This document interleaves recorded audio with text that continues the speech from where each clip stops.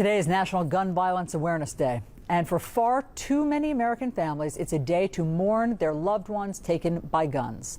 Since just the beginning of this year, the U.S. has seen 244 mass shootings and more than 8,000 deaths. This is according to the Gun Violence Archive. As the death count grows, Americans are pleading with lawmakers to do something to end this epidemic. Today, the Newtown Action Alliance, which formed after the Sandy Hook shootings, released a PSA. It is devastating. It shows the impact of gun violence.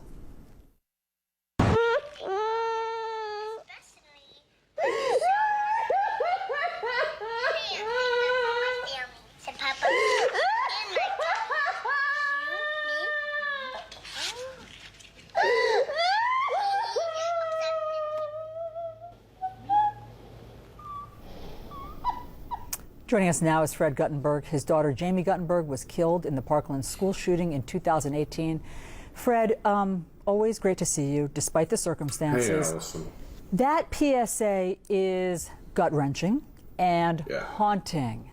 And the whole point is that it's a man returning from military service, and you think that it's about to be a happy reunion, and of course it's a devastating reunion. And so what message were you all trying to get across? So there's a variety of things. And I'll start with people always say to me, I can't imagine how you feel. But what people need to know about the minute that you just showed is it takes me back to the minute where I had to tell my wife. I can't stop crying over what happens in that video. The message is this: more people have died in America because of gun violence than have died in America because of war. And America right now is a war zone on our streets. We see the gun violence. We see people in the streets, in the communities, in the malls, in the churches, in the temples, in the schools, getting shot and killed. And it's preventable. And we know it's going to continue because nobody is taking the measures necessary to do anything about it. But we can. And it is not okay. And it was time for a video like this to happen, because the truth is the majority of gun owners, and that includes those in the military who have used these weapons, support gun safety. They're just as likely to be victims of gun violence. Fred, you're so right, because anytime there's a mass shooting or a school shooting, we all imagine that moment when the families first get the horrifying news, but we haven't seen it, most of us. I mean, you've lived it, but most of us haven't seen it in that vivid depiction.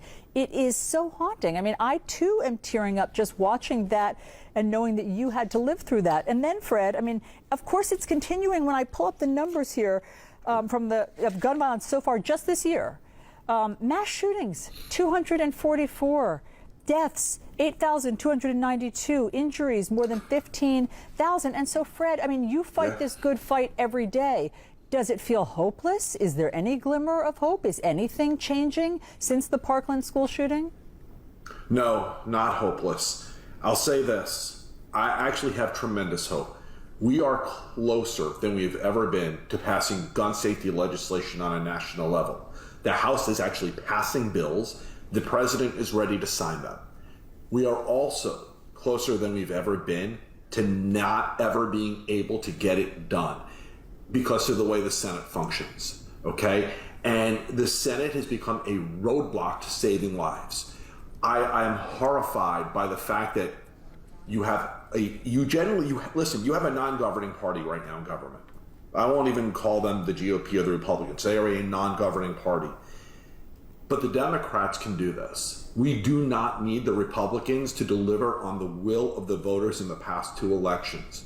It is time to break the filibuster. Senator Manchin, I've heard your comments of the past day or two. You are dead wrong, and people are dying because you are dead wrong, okay? The reality is you have done everything you could to engage the other side. You've done everything you could to engage the non-governing party, and they've given you the finger. They have no interest. It is time you step up and you do what the voters sent you to Washington, D.C. to do.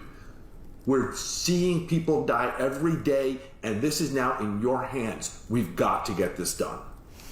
Fred Guttenberg, we appreciate your words. We appreciate you coming on, and we're thinking of you today. Thank you so much, Alisyn. I appreciate you more than you know. Thank you, Fred.